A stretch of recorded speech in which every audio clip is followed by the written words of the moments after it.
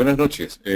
Agradeciendo una vez más a Corefo por la oportunidad que me da de llegar a todos y cada uno de ustedes a través de las TICs, esta gran herramienta que podemos utilizar los maestros para podernos comunicar y desarrollar aprendizajes. Hoy vamos a trabajar rápidamente en lo que tenemos de tiempo, el tema de emprendimiento, sobre todo el tema de emprendimientos desde la gestión escolar.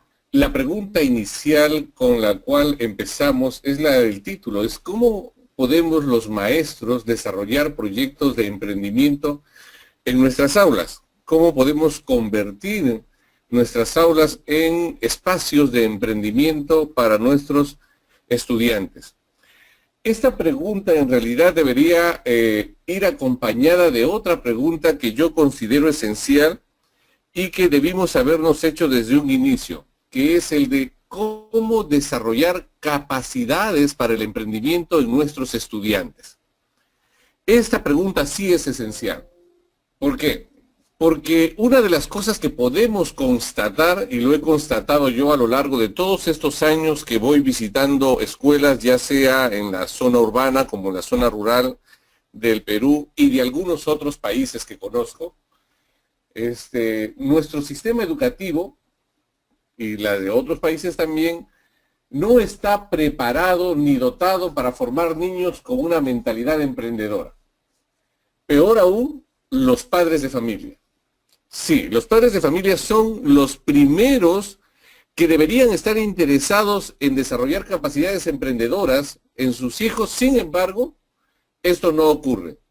La mayoría de los padres de familia está de acuerdo con el status quo, está de acuerdo con la forma en que se está llevando la educación y es más, fortalecen un tipo de educación para nada emprendedora.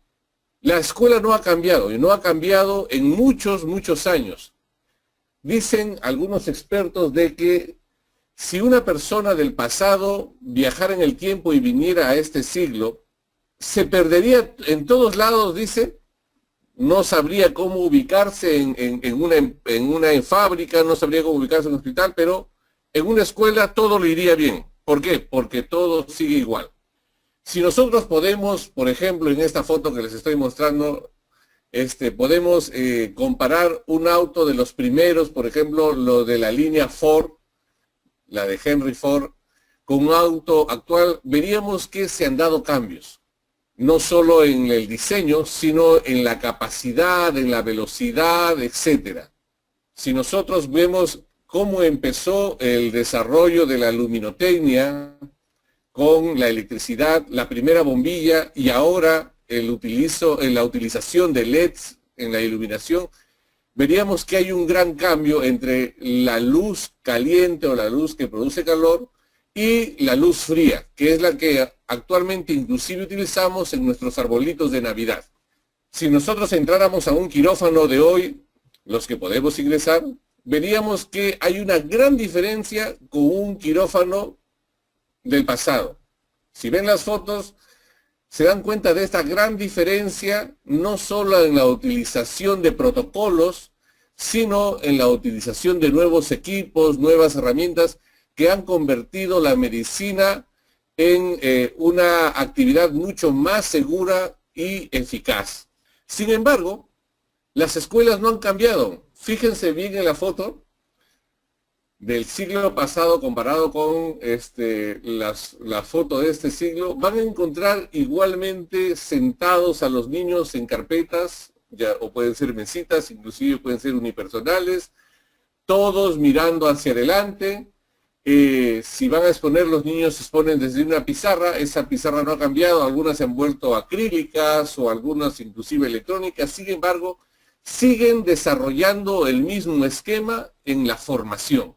La escuela no ha cambiado, no se ha innovado, no ha sido capaz de romper antiguas formas y se mantiene la forma de trabajar. Entonces, ¿cómo queremos desarrollar proyectos de emprendimiento si la misma escuela no es emprendedora, si la misma escuela no es capaz de iniciar el cambio? El emprendimiento tiene que ver con el cambio.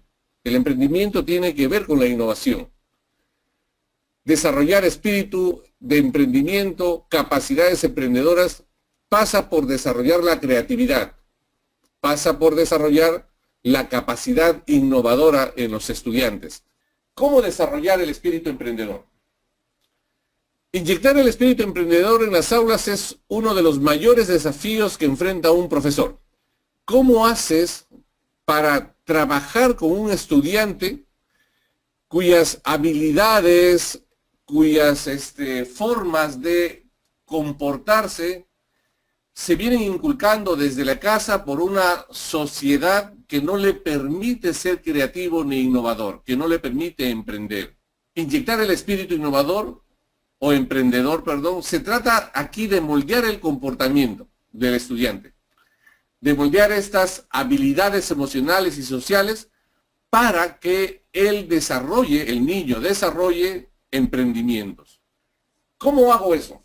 He aquí el dilema, el gran problema que muchas de las instituciones vienen intentando resolver.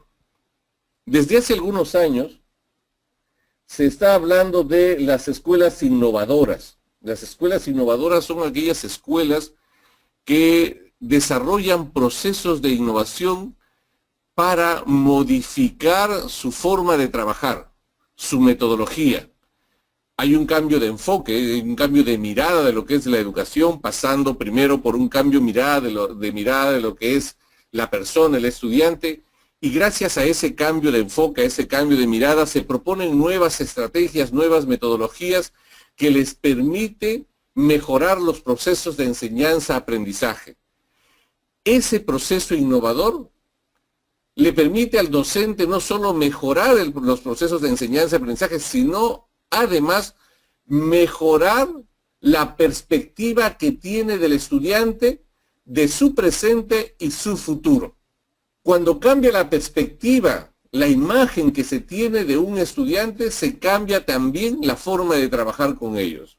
Si yo concibo al estudiante como un simple receptor, como alguien que está allí para aprenderse nombres, biografías, fechas y fórmulas y solo recibir, entonces convertiré a mi estudiante en eso, en un receptor, en un sujeto que está allí solo para recibir, memorizar información y usarla cuando yo se lo pida o cuando alguien más lo haga. Sin embargo, si yo considero al estudiante como un sujeto creativo, analítico, crítico, autónomo, capaz de soñar y construir sus sueños con posibilidades de lograr sus metas, yo entonces trabajaré en base a esa imagen de estudiante, dándole las oportunidades para que eso que en un principio es una posibilidad se convierta en realidad. ¿Cómo motivar entonces emprendimiento en mis estudiantes? Recuerden, yo puedo tener buenos proyectos de emprendimiento, pero si no tengo estudiantes emprendedores, esos proyectos no me servirán de nada. Es como tener un buen auto, un superauto y tener un mal conductor. No se puede conseguir ganar una carrera con un buen auto y un mal conductor. Definitivamente necesitas un buen auto, pero también necesitas un buen conductor. No puedes desarrollar buenos proyectos de emprendimiento si no tienes sujetos emprendedores. Lo primero que hay que hacer es motivar los sueños de nuestros estudiantes. Y aquí hay que dejarlos imaginar. Esa pregunta de qué puede ser mañana, qué quiere ser mañana, algunos podrán decir desde pequeños, yo quiero ser médico, yo quiero ser bombero, yo quiero ser ingeniero, etcétera. Pueden decirte muchas cosas. Necesitan de que tú les ayudes a conseguir esto que están soñando. Muy bien, ellos están imaginando su futuro, hay que darle los medios para que los consigan. Saber que es alcanzable. No les digas que no pueden conseguirlo. No les digas que su condición no les va a permitir conseguirlo. Diles que si trabajan duro, pueden alcanzar aquellas metas que se propongan. Ahora, luego veremos cómo proponerse metas. Pero no les puedes quitar la capacidad de soñar y emprender. Si se la quitas, Ellos estarán esperando siempre que tú le digas, o luego su patrón o su madre o quien sea le diga lo que debe ser y lo que ha de hacer. Y entonces habrás no solo quemado los sueños de un estudiante, sino que habrás moldeado un futuro ciudadano conformista. Déjalos imaginar. Segundo, un emprendedor necesita definitivamente comunicarse.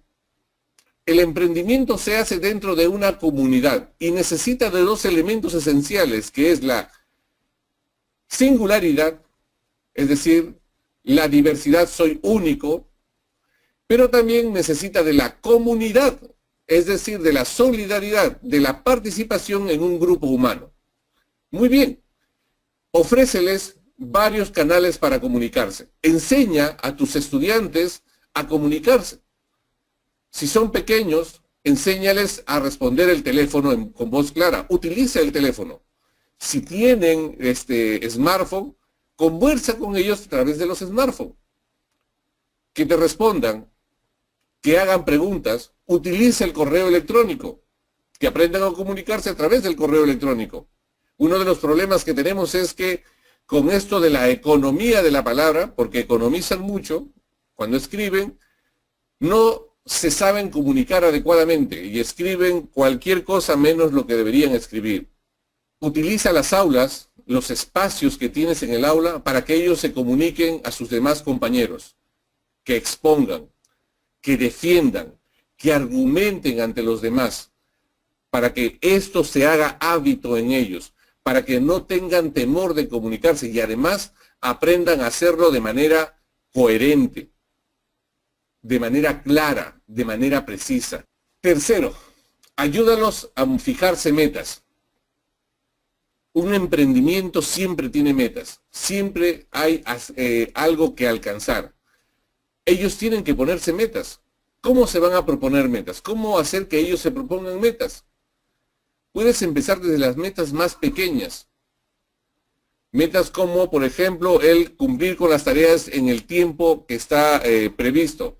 Metas como, por ejemplo, mejorar su tiempo de velocidad en atletismo. Metas tan sencillas como, por ejemplo, el dejar limpio u ordenado su pupitre antes de salir. Cositas que van a ir y que se pueden ir viendo a lo largo de la semana, a lo largo del mes. Puedes ir armando una pequeña lista, un checklist, para ir viendo que esto funcione. Ellos deben cumplir esas metas.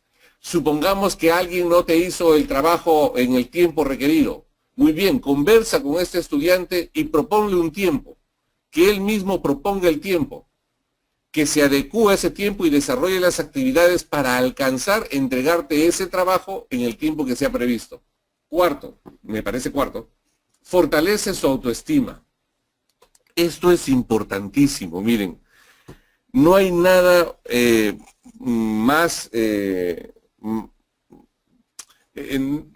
no hay un peor cáncer para el emprendimiento que la frustración.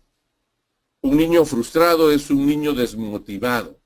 Nosotros tenemos niños en la escuela, los que trabajamos en primaria, que ya vienen con una gran cantidad de inseguridades. Estas inseguridades van a veces desaparecen con el tiempo, pero usualmente van creciendo conforme crecen ellos. Ya sea porque van dándose cuenta de lo importante que es la ropa, de lo importante que es el dinero, la casa, la marca del celular que estés utilizando para ser popular o no ser popular, etcétera, el color de la piel, etcétera, y eso los vuelve cada vez más inseguros. Muchas de estas cosas pueden desmotivarlos y quitarles la confianza que ellos tienen para alcanzar las metas que se propongan. Algunos consideran que es importante ser de uno u otro color para tener tal o cual profesión. Algunos consideran que si es que no han nacido en una linda casa de 3 o 4 pisos, etcétera, no van a poder llegar a ser profesionales, o si no tienen amigos de tal o cual clase, no van a poder luego conseguir un puesto de trabajo como ellos quisieran. Entonces, esto va a ir en desmedro de su autoestima, y esto va a definitivamente calar fuertemente en sus capacidades emprendedoras, va a disminuirlos en ese aspecto. ¿Qué podemos hacer de la escuela? Bueno, hay que ayudarlos a fortalecer esa autoestima. Hay que ponerles objetivos realistas. No les pidas cosas que sabes que no van a alcanzar. A veces queremos darles lecciones a los estudiantes de que nosotros somos más fuertes o tenemos el poder en la mano y les pedimos cosas que ellos no pueden alcanzar. A veces inclusive los presionamos para conseguir eso y claro, al no conseguirlo, se frustran. Y la frustración se convierte luego en una barrera para que sigan avanzando. Ahora, si se equivocan, no hay que criticarlos. Muchos de nosotros hacemos escarnio de los que se equivocan. Inclusive cuando revisamos cuadernos o revisamos tareas, nos gusta utilizar el lapicero rojo y marcarlo mal hecho, vuelvo al hacer, o 0, o colocarle una nota bastante baja y que se vea bastante bien en el cuaderno para decirle que se han equivocado. Al contrario, hay que apoyarlos. Hay que buscar soluciones con ellos ante las situaciones que se están presentando. ¿No hiciste el trabajo como debiste hacer? Muy bien, sentémonos y conversemos. ¿Qué podemos hacer para mejorarlo? ¿No pudiste entregarlo a tiempo? Muy bien, sentémonos y conversemos. ¿Qué cosa ha ocurrido que ha impedido eso? ¿Qué cosa podemos hacer para que no vuelva a ocurrir? Y si salen bien y si hacen bien su trabajo, premialos. A veces una palmadita basta, o decirles, qué bien, estoy orgulloso de ti, o qué bueno, puedes alcanzar muchas más cosas. Esto fortalece la autoestima. Ahora, deben aprender a solucionar sus problemas. Es esencial para los niños, para poder fortalecer y reafirmar sus habilidades, que ellos resuelvan problemas. Se ha hablado mucho de estos aprendizajes basados en problemas. Es cierto, ellos se van a encontrar con una gran cantidad de problemas en la vida y ellos tendrán que aprender a resolverlos. Ahora, aprendamos a resolver problemas con ellos, pero que sean problemas sencillos. No les pidamos pues que resuelvan, por ejemplo, el embarazo adolescente, o no les pidamos que resuelvan la contaminación del barrio. Tampoco les pidamos que resuelvan el bullying de la noche a la mañana, ¿no? Podemos empezar por cosas muy sencillas, por ejemplo, con el tema de la basura. ¿Qué podemos hacer para que nuestra aula esté más limpia? ¿O para que nuestros pasillos estén más limpios? ¿O qué podemos hacer para que la basura o los residuos que se acumulen vayan a donde deban ir? Por ejemplo, lo que es reciclable a lo que es reciclable y lo que no, no. Pongámosles cosas que ellos puedan resolver. Por ejemplo, el uso del papel. ¿Qué podemos hacer para disminuir la cantidad de papel que usamos?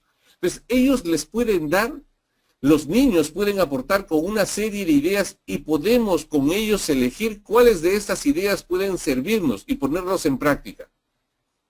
Ellos pueden pensar en una serie de soluciones, pero con ellos puedes trabajar o pueden trabajar cuáles son los pros y los contras que tienen estas soluciones y decidir cuál sería la mejor. Si deciden por una y luego resulta que no logran los objetivos, muy bien, busquen otra solución. Pero intenten resolver con ellos los problemas que se van presentando. No todo se puede resolver con ellos, va a depender de la edad. Pero pueden empezar por allí. Recuerden, la idea está en que ellos aprendan a desarrollar habilidades para solucionar problemas. Si quieres un buen emprendedor, este emprendedor se va a encontrar en sus emprendimientos con una serie de problemas. Si no los ha aprendido a resolver, no será un buen emprendedor. Está en tus manos ayudarlos a resolver esos problemas. Sencillos, pequeños, que presentan a diario, pero que les van formando o desarrollando esta capacidad. Otro más. No sé si es la sexta o la séptima, pero vamos. Los estudiantes deben aprender a enfrentar situaciones de incertidumbre. Dice, una de las características más importantes de un emprendedor es saberse manejar en situaciones donde la información es escasa y las alternativas inciertas. Los niños deben aprender a ponerse en estas situaciones. Por ejemplo, los juegos. Hay muchos juegos que podrían ayudarles a ponerse en estas situaciones. ¿Qué decidir? ¿Cómo hacer? Juegos de mesa que podrían trabajar ustedes allí en el aula, juegos de preguntas y respuestas, toma de decisiones, juegos de tomas de decisiones, juegos de construcción, en donde ellos tendrían que tomar decisiones sobre el uso o no uso de ciertos materiales, etc.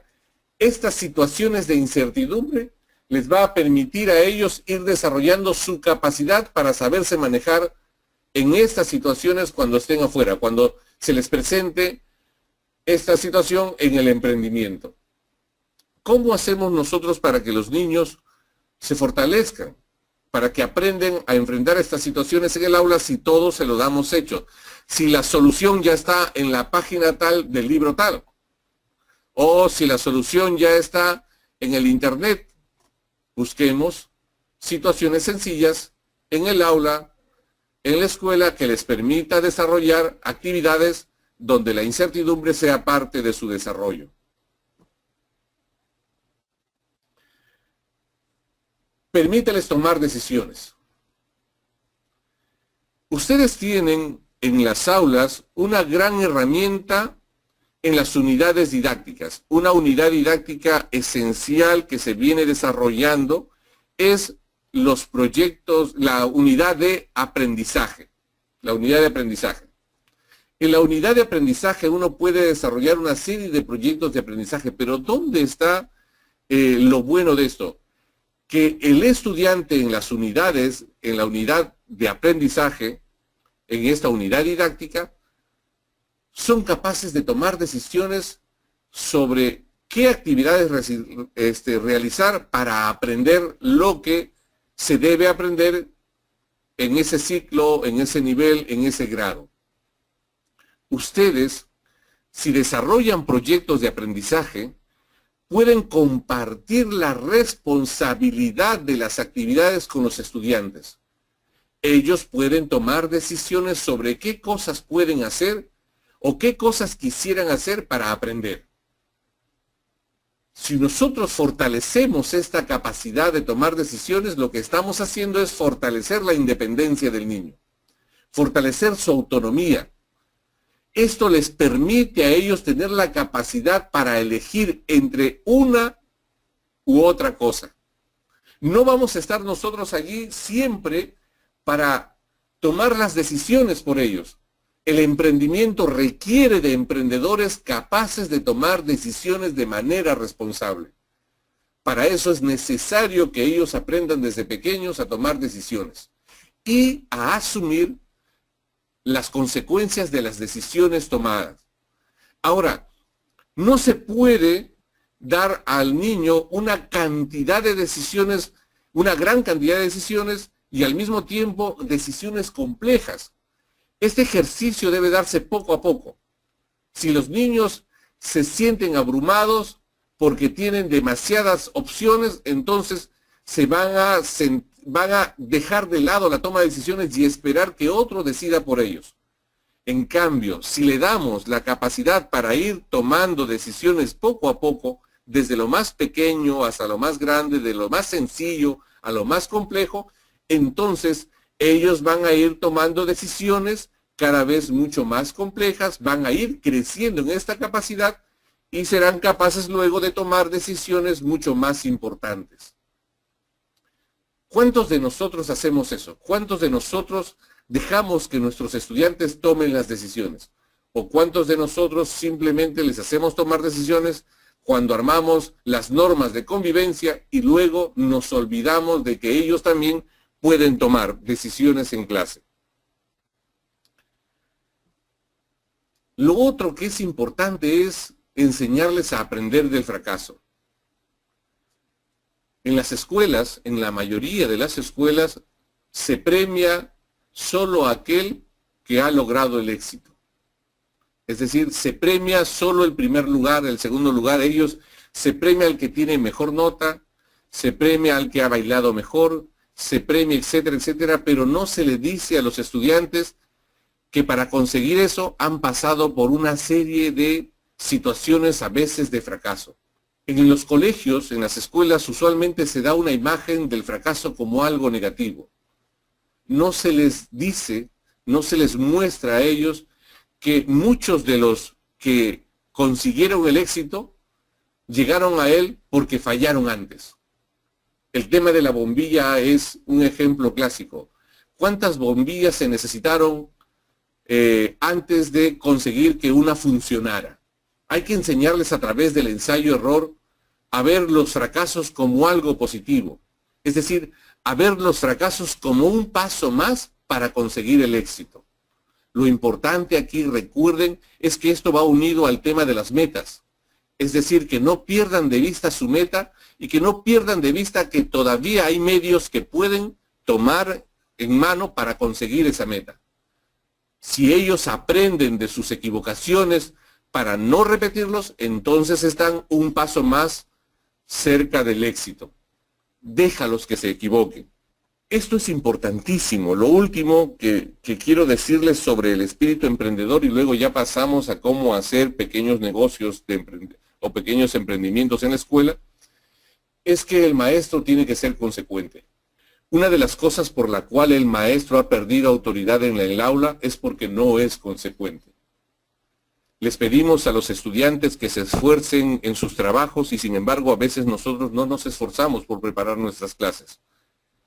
Les pedimos a los estudiantes que sean honestos, veraces y sin embargo nosotros usamos la mentira a veces o simplemente no hacemos lo que se supone nos hemos comprometido. Prometemos algunas cosas que no logramos cumplir y entonces los estudiantes ven que nosotros no somos consecuentes, no somos coherentes con lo que decimos. Les exigimos puntualidad y no llegamos puntuales. Les exigimos comprensión y trabajo en equipo, pero nosotros como docentes trabajamos cada uno por nuestro lugar. Les pedimos que sean críticos, autónomos, pero cuando alguno de ellos se atreve a decirnos lo que piensa sobre lo que estamos haciendo o lo que hemos hecho mal, los castigamos. Les ponemos algún código en sus libretas, los llamamos subversivos, etc. No somos consecuentes entre lo que decimos, lo que pedimos y lo que hacemos. Aquí lo importante no es lo que digamos, lo importante es lo que somos en realidad. Y eso que somos se muestra en lo que hacemos. Por lo tanto, aquí hay que tener cuidado. Si queremos que nuestros estudiantes sean emprendedores, se embarquen en una actividad emprendedora, tienen que ver que su maestro también es un emprendedor. Todo lo que hemos dicho anteriormente sobre la autoestima, sobre el aprender del fracaso, sobre el tomar decisiones, sobre el prepararse para la incertidumbre, todo eso vale también para el maestro. ¿Cuántos de nosotros estamos preparados para el emprendimiento? Si el niño ve que su maestro dice pero él no hace, él reafirmará una vez más que lo suyo, que lo que dice el maestro es una farsa. Ya muchas cosas él va aprendiendo a lo largo de los años. Un niño de inicial endiosa a su profesora. Lo que dice la Miss es palabra de Dios. Sin embargo, un niño que va terminando la secundaria ya va dudando mucho de su maestro. Y más, cuando llega a secundaria ya no le cree. Y no le cree no por la información que puede encontrar afuera, sino por la experiencia que tiene de la falta de consecuencia en su maestro, de la falta de coherencia, de congruencia entre lo que dice, hace y vive. Hay que intentar empezar esta tarea del emprendimiento con uno mismo, de tal manera que los estudiantes también vean un emprendedor en su maestro. Así sabrán que lo que se dice no es un cliché, no es un compromiso para hacer la tarea que se les ha pedido, sino es una convicción. Muy bien. Pasamos a la segunda parte. Si hemos conseguido esto, si hemos conseguido trabajar emprendimientos con nuestros estudiantes, entonces podemos pasar a la siguiente parte, que es a la de hacer pequeños emprendimientos en nuestras escuelas. Y aquí vamos a ir rápidamente porque en realidad esto ustedes lo van a encontrar en cualquier material del Ministerio de Educación, de paso yo lo he tomado de allí, o en cualquier otro material sobre emprendimiento. ¿Cómo hacer emprendimientos en la escuela? Lo primero, un emprendimiento escolar pasa por 5 etapas. La primera, sensibilización, conocimiento y motivación. Aquí la idea está en explorar, indagar, descubrir y proyectarse. Ahí hay que lograr que los estudiantes quieran hacerlo. Recuerden, no podemos obligar a nadie a ser emprendedor. El desarrollo de las habilidades del espíritu emprendedor es un proceso largo, pero no les puedo yo obligar de la noche a la mañana a hacerlo. El segundo paso es la iniciación y concientización. Aquí hay que ver que hacer un emprendimiento no es tan sencillo, bueno, no es tan complicado tampoco, pero que requiere de procesos. Hay que mirar qué hay afuera, qué cosa puedo aportar, qué cosa puedo proponer yo para trabajar y conseguir algo. La tercera es programación, definitivamente es armar planes. Aquí los planes de negocio son esenciales. Lo cuarto es ejecutar, y para ejecutar hay que tener muy en cuenta sobre todo el tema de evaluar cada paso que vamos tomando para saber si se está cumpliendo la programación. Y lo último es el cierre y evaluación, que tiene que ver más con el balance final de si se ha conseguido lo que se esperaba conseguir, compartir con el equipo que ha desarrollado el emprendimiento y repensar cómo continuar o iniciar un nuevo emprendimiento. En la primera etapa, en la etapa de sensibilización, aquí hay que trabajar fuertemente aquellas competencias emprendedoras de las que les he hablado a ustedes. Si no se tienen estas competencias emprendedoras, si no se han desarrollado, va a ser muy difícil que yo pueda emprender algo. En la segunda etapa se van a construir las famosas ideas de negocio y en la tercera los planes de negocio. Estas tres se relacionan entre sí porque tiene que ver con todo el proceso de planificación. Las otras dos ya tienen que ver con ejecución en sí misma. La etapa de sensibilización busca que los estudiantes desarrollen competencias emprendedoras. Es necesario que ellos sepan qué cosa es emprender y reconozcan las capacidades que tienen para emprender proyectos. Ustedes se van a encontrar en el aula con gente que ya hace emprendimientos. Niños que son capaces de hacer negocios entre ellos. Venden sus chapitas, sus tarjetas. Algunos hacen las tareas para 2 o 3. Aunque parezca increíble, estos son pequeños emprendimientos que ellos van desarrollando. Van ejecutando esos emprendimientos y se van generando recursos. Ahora, recuerden que esto requiere del desarrollo del espíritu emprendedor, es decir, que ellos tengan iniciativa, que tengan curiosidad, que tengan apertura para cosas nuevas y la capacidad para asumir riesgo. Todo esto lo hemos visto en la primera parte. Si no se ha desarrollado a lo largo de los años, va a ser muy difícil que yo lo consiga de la noche a la mañana. Lo otro es que desarrollen una actitud emprendedora. Para esto requerimos de estudiantes responsables, que sean capaces de identificar y dar solución a los problemas, pero sobre todo que sean capaces de ser perseverantes, ser constantes para no frustrarse en el proceso. Esto también debió haberse desarrollado previo al mismo emprendimiento. Y el tercero, que ya hemos hablado algo cuando decíamos que hay que desarrollar habilidades para la comunicación, es el desarrollo de las habilidades para las relaciones. Un emprendedor no puede estar peleado con la sociedad, no puede vivir peleado con la comunidad hacia la cual dirige su emprendimiento. Necesitamos aquí desarrollar liderazgo, trabajo en equipo, negociación. Ahora, si ustedes se dan cuenta, todos estos se pueden desarrollar desde la implementación de los proyectos de aprendizaje que ustedes ejecutan desde sus diversas áreas para desarrollar las competencias que están en el currículo. La etapa de iniciación y concientización requiere tomarse tiempo para explorar y analizar las ideas de negocios. Ellos pueden plantear cualquier idea de negocios, una gran cantidad de negocios, y ustedes ya saben trabajar la lluvia de ideas. Ahora, es importante a partir de eso que ellos mismos puedan identificar cuáles son sus fortalezas, cuáles son las oportunidades, debilidades, el famoso FODA, en algo más pequeño, para poder lograr un excelente emprendimiento. Recuerden aquí, una idea no basta para realizar un emprendimiento, debe ser realizable. Podemos empezar por cosas pequeñas. Es posible ir avanzando poco a poco, pero depende de ustedes para que esto luego no se convierta en una experiencia frustrante. Luego viene la etapa de diseños de planes de negocios. Aquí necesitamos definitivamente hacer un estudio de mercado. Si estamos en una escuela y queremos hacer pequeños negocios, no podemos ir, por ejemplo, en contra del kiosco de la escuela, a menos que ofrezcamos algo distinto, complementario y que sepamos que va a ser del agrado de quienes lo consuman para que nosotros podamos armar el negocio. ¿Qué nos permite el estudio de mercado? Y para eso, por si acaso, hay una serie de metodologías, estrategias que ustedes pueden conseguir. Nos permite facilitar una visión actualizada del tipo de negocio. Nos permite comprender el mercado, hacia dónde me voy a dirigir, qué cosa quiere este mercado. Por ejemplo, en este tiempo, un gran mercado es este grupo de niños que van a vivir Halloween.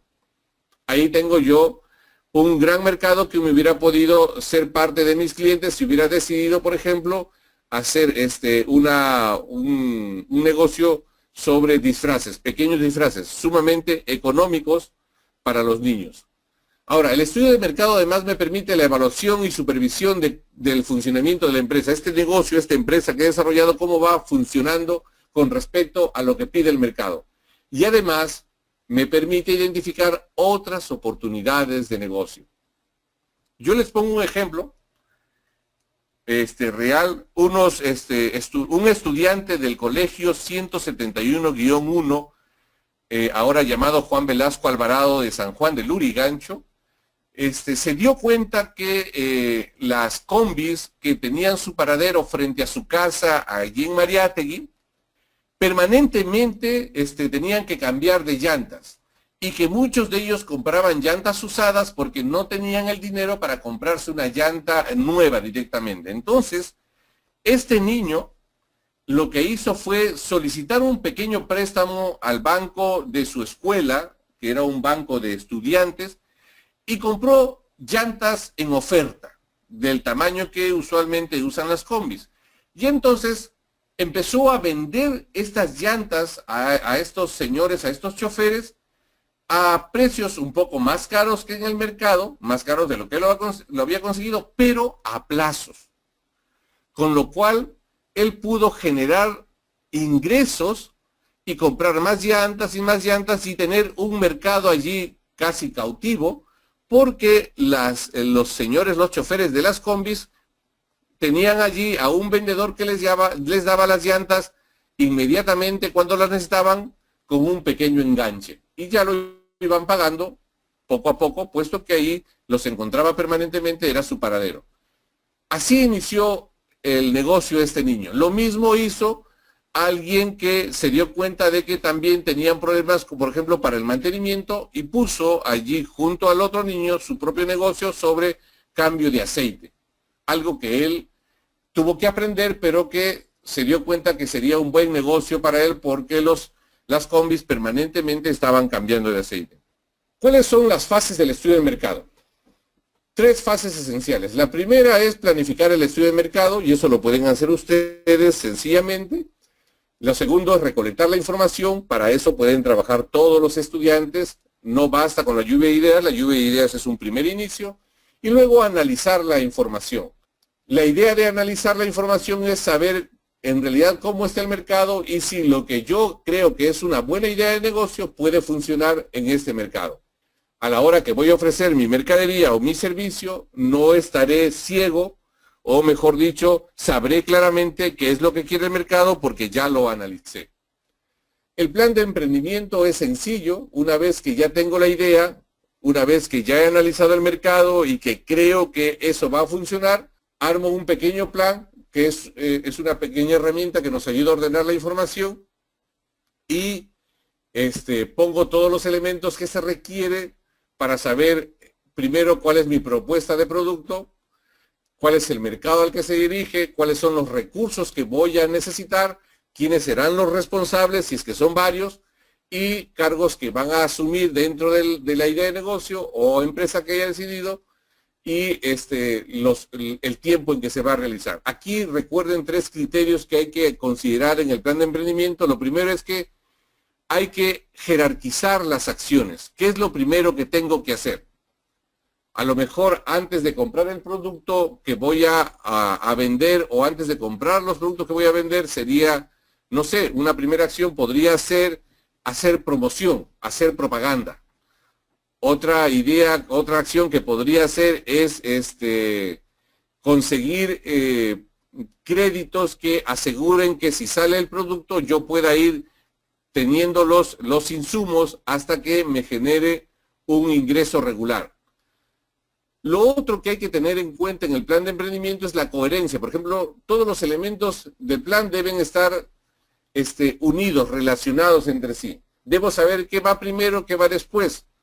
Yo no puedo hacer, por ejemplo, yo no puedo hacer un producto primero y luego ponerme a pensar en dónde lo voy a distribuir. No, lo primero que debía hacer es pensar en dónde lo voy a distribuir y luego hacer el producto.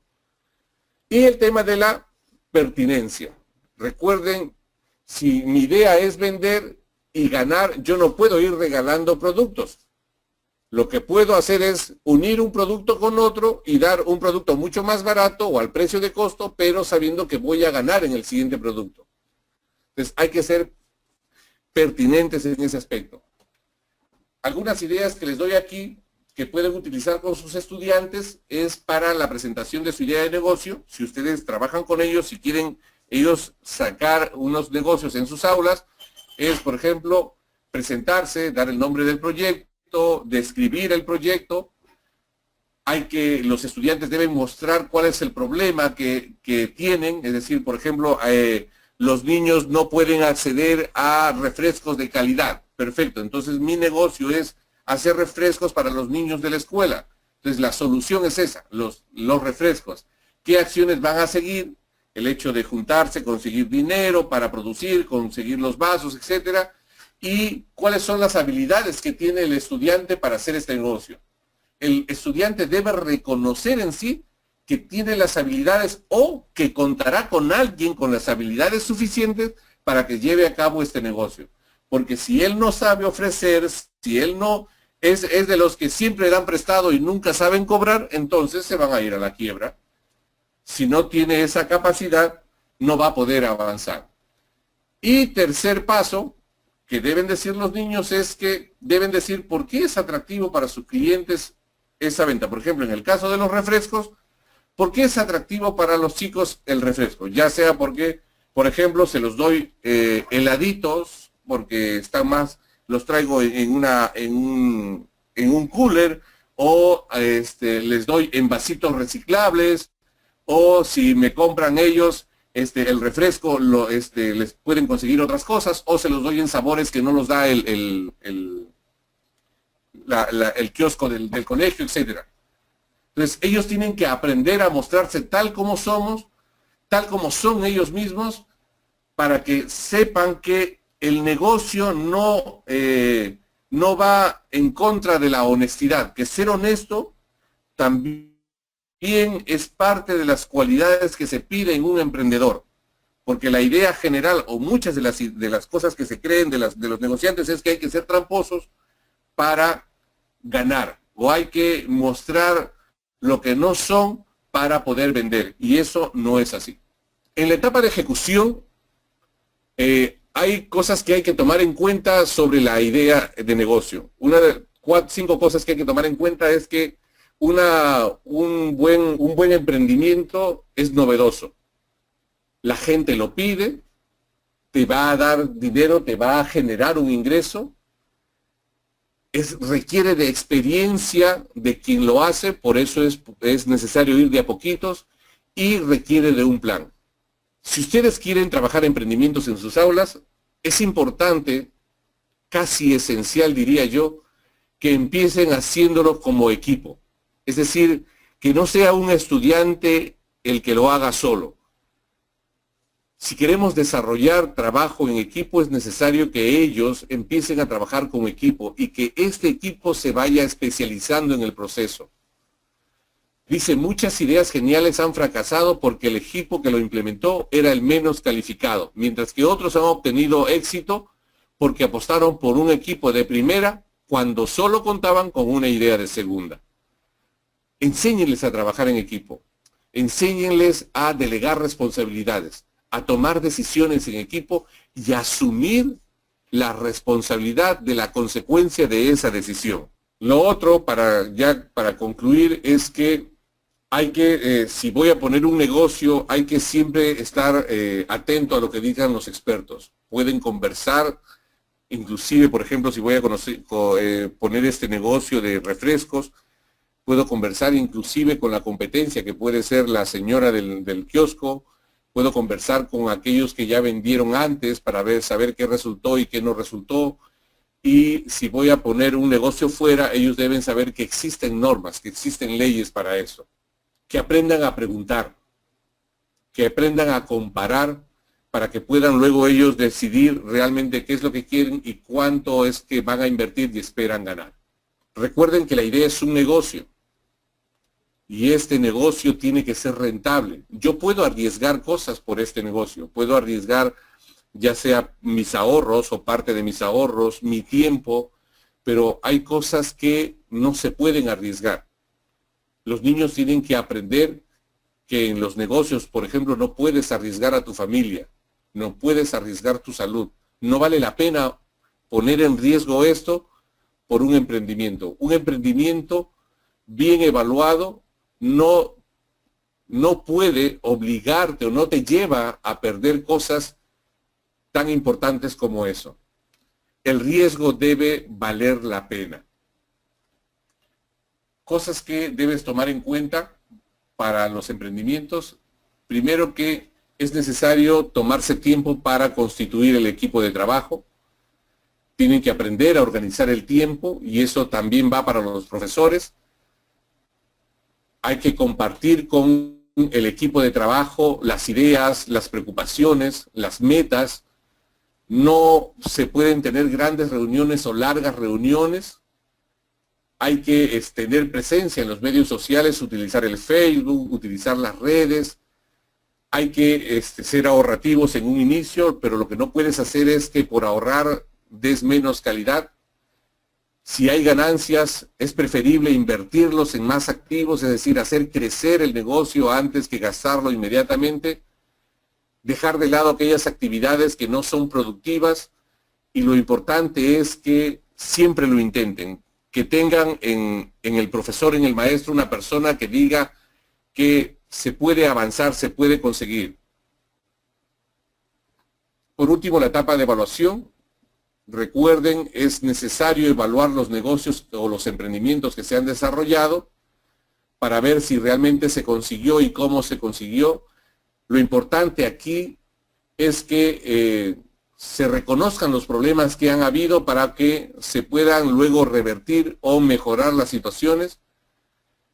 Hay que tomar en cuenta que las decisiones estuvo en manos de cada uno de ellos y por lo tanto ellos tienen que saber cuáles son las causas de aquellos errores cometidos. No hay que lamentarse por la situación si la empresa no va bien, al contrario, hay que tener suficiente capacidad de análisis crítico para tomar decisiones y aprender de esa experiencia y sobre todo hacer hincapié en que de los errores también se aprende. Muy bien, si hay alguna pregunta. Una pregunta tenemos aquí de un maestro que nos dice, ¿cómo dosificar los contenidos desde primero a quinto de secundaria en cada sesión para trabajar estos proyectos? Ya, aquí la pregunta debería ser cómo dosificar las competencias. Recuerden, los contenidos están en relación a las competencias que quiero desarrollar. Por lo tanto, recuerden a Piaget.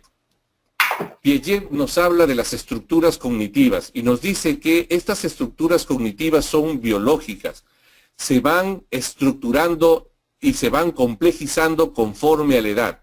Mientras más edad tiene el niño o el estudiante, en nuestro caso, tiene mayor capacidad para poder asumir nuevos retos, mayor capacidad para asumir nuevos problemas. Entonces, las competencias para el emprendimiento, la capacidad para el emprendimiento la tengo que dosificar en base a esa edad.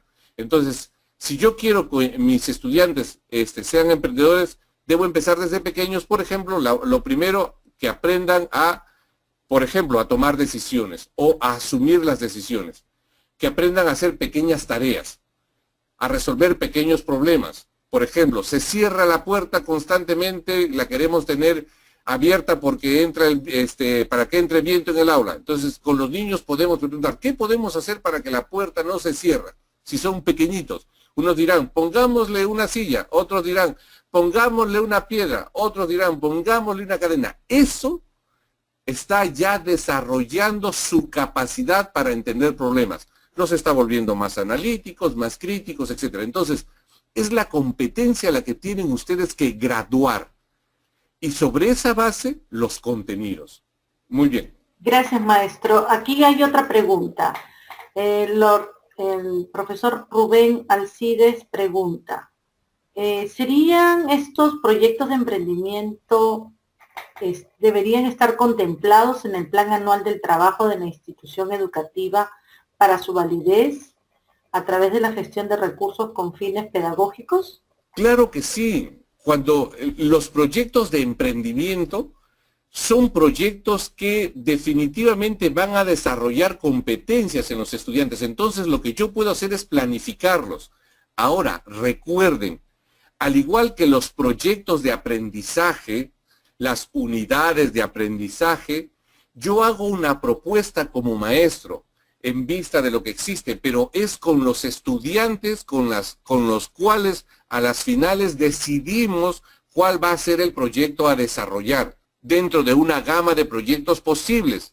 Para eso yo tengo que ponerme de acuerdo con la comunidad educativa, en este caso, si soy de una escuela particular, con mi director, con mis promotor o promotora y con mis demás compañeros, sobre la forma en que vamos a desarrollar los aprendizajes. Y entonces, si yo tomo en cuenta esto, ya desde diciembre o enero o febrero, cuando me toca planificar, estoy planificando algunos proyectos que pondré a observación de mis estudiantes y sobre esa base decidiremos. Pero recuerden, el proyecto de emprendimiento debe contener, o mejor dicho, debe desarrollar competencias en los estudiantes. Por lo tanto, yo decidiré el proyecto en base a las competencias que son necesarias desarrollar para conseguir el perfil del estudiante que requiere la institución educativa o que se ha planteado la institución educativa.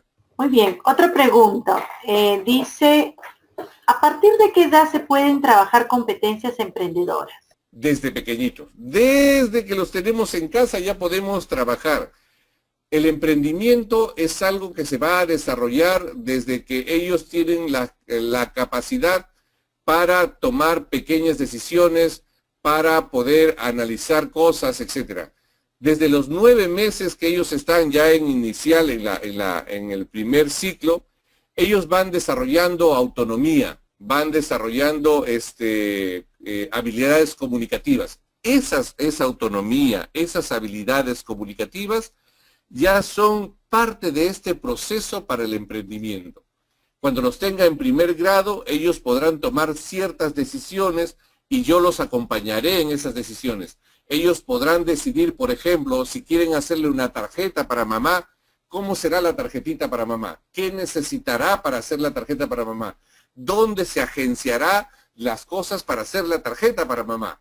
O sea, yo no le puedo dar todo a la mano. Si yo permito que el niño desde ese momento empiece a tomar decisiones sobre qué quiere que vaya, o a lo mejor no quiere hacerle una tarjeta para mamá, quiere hacerle una pelotita para mamá. Perfecto, en ese momento yo ya estoy aprovechando esa actividad para desarrollar capacidades de emprendimiento en los estudiantes.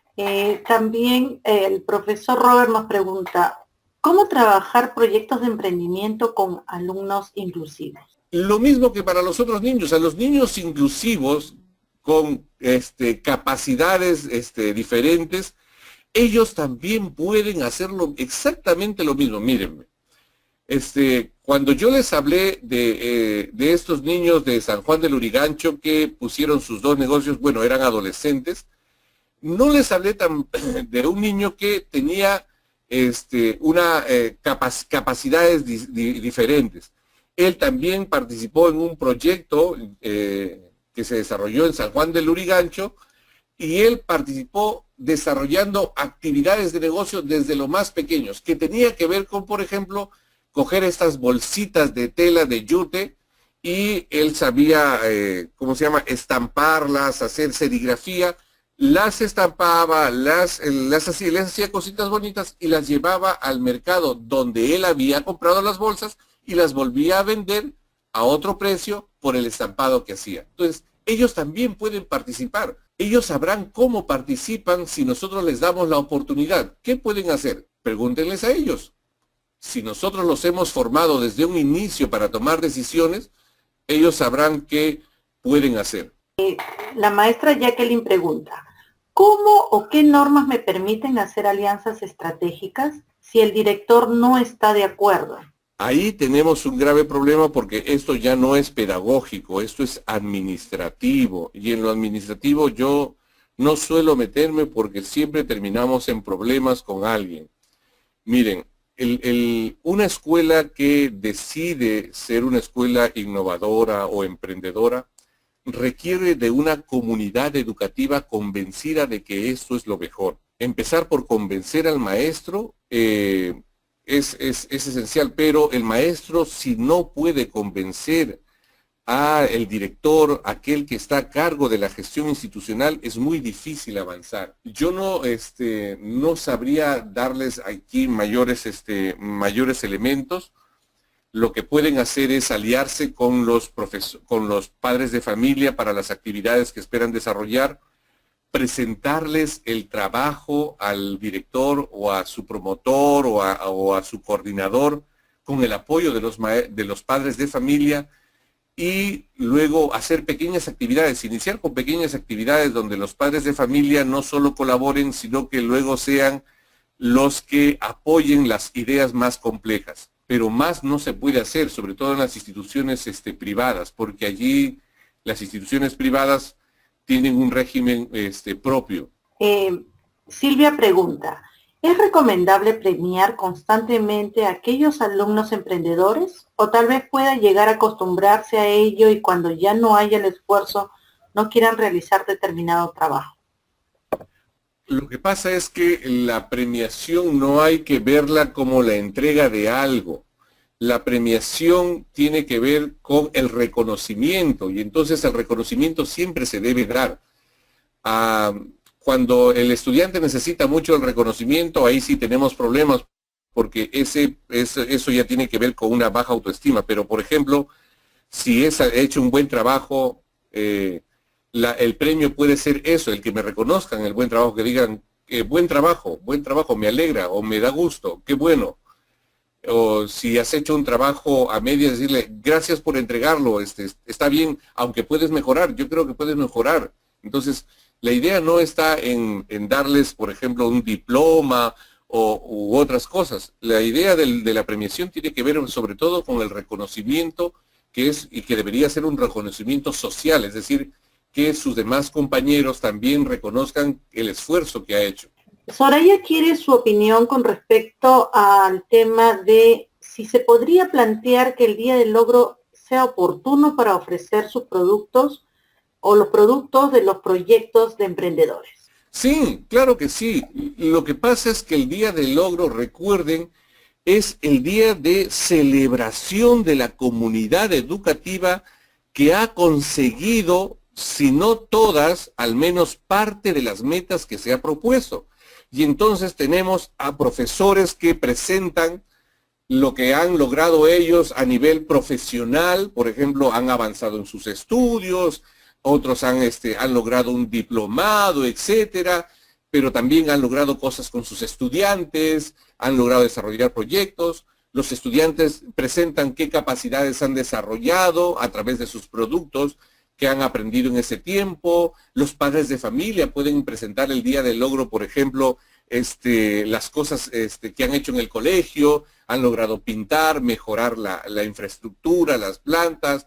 Administración puede presentar, por ejemplo, que ha mejorado los trámites, los ha hecho más fáciles, o ha mejorado el trato a la gente, etcétera. El día del logro es un día de fiesta general en la institución educativa, donde se juntan toda la comunidad para celebrar lo que ha avanzado a lo largo de 3 meses, de 4 meses, etcétera, o a lo largo del año, y puede ser el momento para que los estudiantes también presenten sus proyectos de emprendimiento, donde puedan decir, miren, hemos iniciado esto, ya tenemos un proyecto en marcha, inclusive ya tenemos productos y pueden ofrecer sus productos ese día.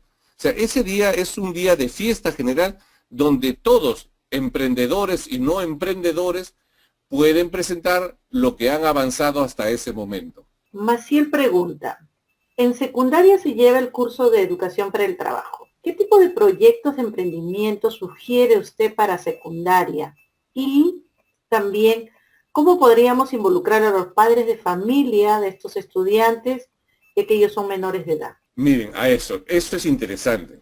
Hay pequeños proyectos. Yo tengo experiencia en proyectos con escuelas porque trabajé algunos años con este proyecto de chicos chamba en las escuelas con el Instituto Educa, que luego lo asumió la municipalidad a nivel provincial, hizo muchas cosas, aunque con sus matices a como lo iniciamos nosotros en el año 97 por allí.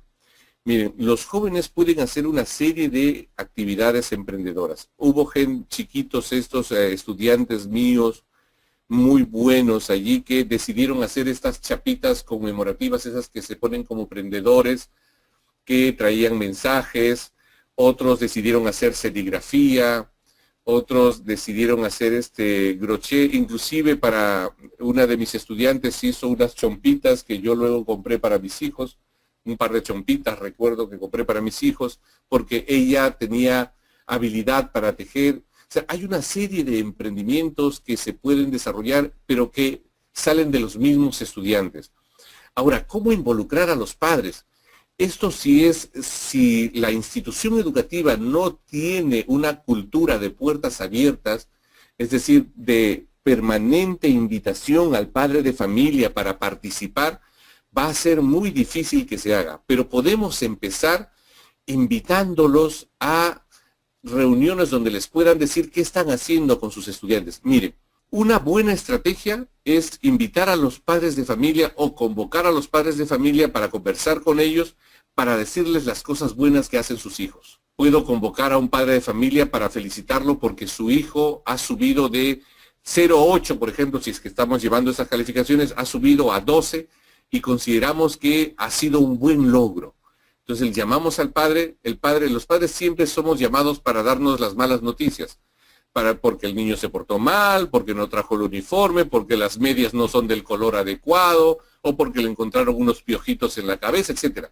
Pero no nos llaman para felicitarnos por lo que consiguen nuestros hijos. Entonces, si empezamos a convocar a los padres para felicitarlos por las cosas que van alcanzando sus hijos, los padres van a sentirse incluidos en el proceso. Entonces, los invitamos para uno y para lo otro y podemos pedirles que se conviertan en nuestros aliados para que nos ayuden a que sigan mejorando sus hijos, nuestros estudiantes. Y entonces ellos estarán convencidos de que nosotros buscamos lo mejor para sus hijos. Y un padre, cualquier padre de familia, está dispuesto a dar su tiempo cuando considera que esto va a ayudar a su hijo. ¿Por qué los padres no vienen a la escuela? Porque sienten que pierden el tiempo, que a las finales la escuela o el colegio va a hacer lo que se les da la gana o el profesor ni los tomará en cuenta. Pero si los tomamos en cuenta, si empezamos desde ahí, van a ver que los vamos a conseguir como aliados. Ahora, esta es una tarea de largo aliento, es decir, poco a poco hay que hacerlo. Para ir terminando, profesor, dice Rocío, ¿hay una documentación o guía para el desarrollo de proyectos interdisciplinarios? ¿Y con qué frecuencia deben realizarse estos proyectos si en realidad lo que queremos es que cuando salga el estudiante continúe con esta capacidad, con esta competencia. Primero, existe el Ministerio de Educación, sobre todo desde el CINEACE, ha sacado una serie de materiales para desarrollar procesos de aprendizaje, los proyectos famosos de aprendizaje. Todos los proyectos de aprendizaje, si son proyectos de aprendizaje, son interdisciplinarios. No solo incluyen diversas áreas, sino que además incluyen otras disciplinas, si queremos, psicología, antropología, sociología. Va a depender de nuestra creatividad para desarrollarlos, para trabajarlos. Ahora, estos proyectos se desarrollan desde primaria, en realidad desde primaria ya deberíamos estar trabajando las distintas áreas con estos proyectos, y si no lo hemos hecho aún, es posible que no tengamos la práctica, pero se puede hacer. Ahora, el tema no es el manual, o la guía. Aquí el tema está en la decisión de cada profesor de trabajarlo en equipo, porque el trabajo es en equipo. Entonces, trabajar en equipo supone habilidades para el trabajo en equipo, habilidades para comunicarse, para ceder, para consensuar, para darle más tiempo a la planificación que a la ejecución, para una serie de cosas que se tienen que realizar con los otros maestros y con los padres de familia e inclusive con los administrativos.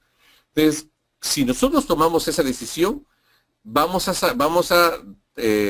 saber que vamos a tener que invertir más tiempo del que estamos invirtiendo ahora. Y los proyectos pueden ser pequeñitos, pueden tener poca duración o pueden ser mucho más largos y pueden durar más de 3, 4, 5 meses. Va a depender de cada institución. Ahora, recuerden, escuchen esto. Nosotros debemos enseñarle al estudiante a tomar decisiones de manera crítica, analítica y a asumir riesgos en esta toma de decisiones. Nosotros no podemos sesgar nuestra formación a una formación solo universitaria donde el estudiante se prepara para seguir estudiando en una universidad para tener una carrera que luego termine en alguna empresa donde va a tener su sueldo asegurado. El problema de nuestras escuelas es que preparamos a los estudiantes con miras a tener un empleo con un sueldo asegurado para tener una vida estable. No los formamos para asumir riesgos, no los formamos para emprender, para tomar decisiones que puedan cambiarles la vida. Los estamos formando para estar acomodaditos en la vida. Entonces, prepararlos desde ahora para que ellos continúen significa desde ahora darles un espacio en la escuela para que tomen decisiones, para que asuman las consecuencias de decisiones, para que tomen riesgos, para que tengan pequeños emprendimientos que puedan significar para ellos grandes experiencias de autonomía.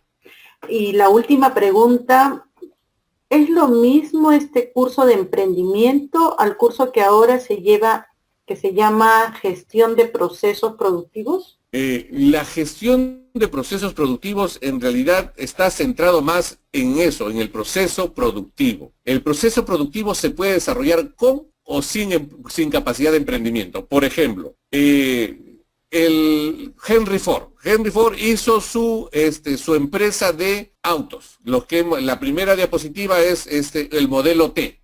Ese modelo T se desarrolló en una fábrica donde todos los trabajadores desarrollaban una especialidad, una tarea específica.